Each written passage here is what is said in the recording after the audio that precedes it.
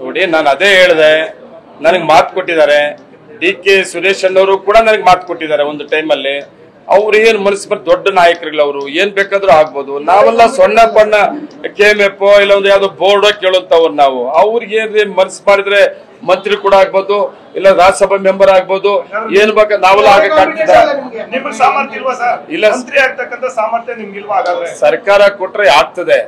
ನಾನ್ ಹೇಳ್ತಾ ಇರೋದು, ನಾವೊಂದು ನಮ್ಮದೇ ಆದ ಒಂದು ಹಿಸ್ಟ್ರಿನ ಕ್ರಿಯೇಟ್ ಮಾಡ್ಕೊಂಡಿದ್ವಿ ನಾವು. ಅವತ್ತು ಸುರೇಶ್ ಅವರು ಹಂಗಲ್ಲ, ಡಿ.ಕೆ. ಅವ್ರ ತಮ್ಮ ಅನ್ನೋದು ಹೆಸರಿದೆ, ಏನ್ ಬೇಕಾದ್ರೂ ಆಗ್ಬೋದು. ನಮ್ಮಂತ ಅವ್ರಿಗೇನೋ ಅಡ್ಡ ಬರಲ್ಲ, ಅಂತವಕ್ಕೆಲ್ಲ ಇಷ್ಟಪಡಲ್ಲ ಅಂತ ಅನ್ಕೋತೀವಿ. ಆ ತರ ಏನಾದ್ರು ಬಂದ್ಬಿಟ್ರೆ ನಾವು ಅವ್ರಿಗೆ ವಿರುದ್ಧವಾಗಿ ಹೋಗುವಂತ ದೊಡ್ಡ ಮನುಷ್ಯರಲ್ಲ ನಾವು. ಸರ್, ಆಮೇಲೆ ಇಕ್ಬಾಲ್ ಹುಸೇನ್ ಅವರು ಹೇಳಿದ್ದಾರೆ ಡಿ.ಕೆ. ಶಿವಕುಮಾರ್ ಜೊತೆ 100 MLA ಗಳಿದ್ದಾರೆ, ಅವರು CM ಆಗ್ತಾರೆ ಅನ್ನೋ ಮಾತನ್ನ ಹೇಳಿದ್ದಾರೆ.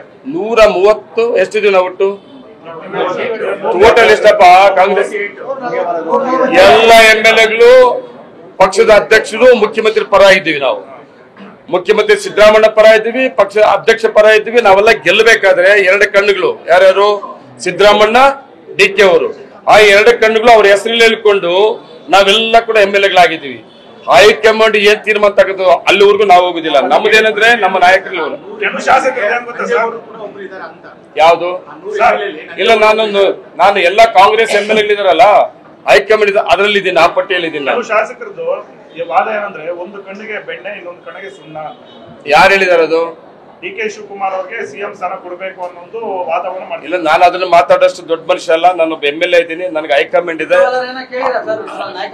ಇಲ್ಲ, ಆ ವಿಷಯನೇ ಪ್ರಸ್ತಾಪ ಆಗಿಲ್ಲ, ಆ ವಿಷಯನೇ ಪ್ರಸ್ತಾಪ ಮಾಡಿಲ್ಲ. ಆ ವಿಷಯ ನನ್ನ ಮುಂದೆ ಕೂಡ ಇಲ್ಲ.